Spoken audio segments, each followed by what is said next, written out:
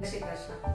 તમને ઉલટી થાય છે, બસમાં જાઓ, કારમાં જાઓ, બોટિંગ કરો છો, ક્યારે પણ તમે ટેક્સીમાં ફાસ્ટ જાઓ છો યા તમે બાઇકમાં સ્પીડ જાઓ છો તો તમને વોમિટિંગની સેન્સેશન યા પછી નોઝિયા સેન્સેશન યા વોમિટસ થઈ જતી હોય છે.